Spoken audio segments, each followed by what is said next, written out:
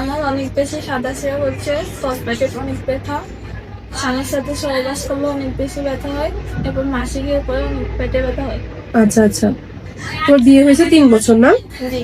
আচ্ছা, এমনি মাসিক ক্লিয়ার, তোমার প্রতি মাসে মাসে মাসিক হয়, জি। কিন্তু মাসিকের সময় অনেক বেশি ব্যথা হয়। হ্যাঁ।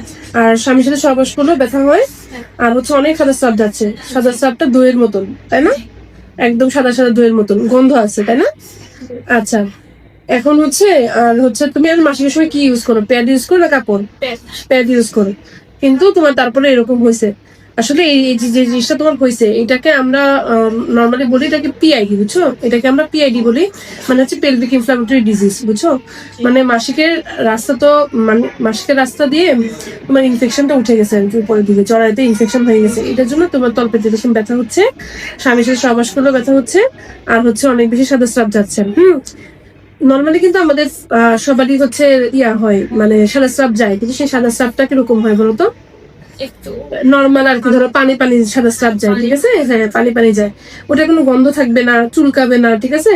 কিন্তু যদি ওই সাদা স্রাবটা সাদা মানে দইয়ের মতন হয়ে যায়, বা সবুজ কালার, বা তোমার হচ্ছে হলুদ কালার হয়ে যায়, তাহলে সেটা সমস্যা।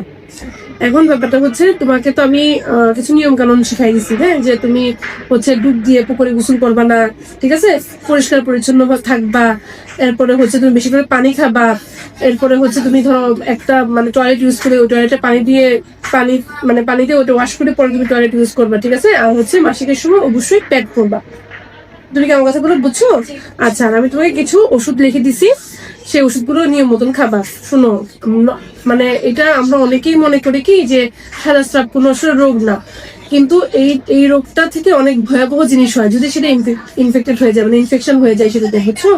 এমনও হতে পারে যে ভবিষ্যতে যে সেটা তোমার এইটার জন্য মানে ইনফেকশন হইতে হইতে টিউব গুলো আছে না, জরার পাশে যে টিউব থাকে, ওই টিউবটাও ব্লক হয়ে যায়, বাচ্চা না হইতে পারে। এই জন্য আমাদের মানে যখনই আমাদের দেখবো যে কোনো সাদা স্রাবটা মানে দইয়ের মতন হয়ে গেছে, চুলকাচ্ছে, বা গন্ধযুক্ত স্রাব যাচ্ছে, তাহলে কি করতে হবে? আমাদের ট্রিটমেন্ট করতে হবে, হ্যাঁ? ঠিক আছে? জি। এই আর কি। তাহলে আমি তোমাকে যেভাবে যেভাবে বলছি সেগুলা সেভাবে চলো, ওষুধগুলা খাও, আর হচ্ছে তুমি আমার সাথে তাহলে 1 মাস পর দেখা করো।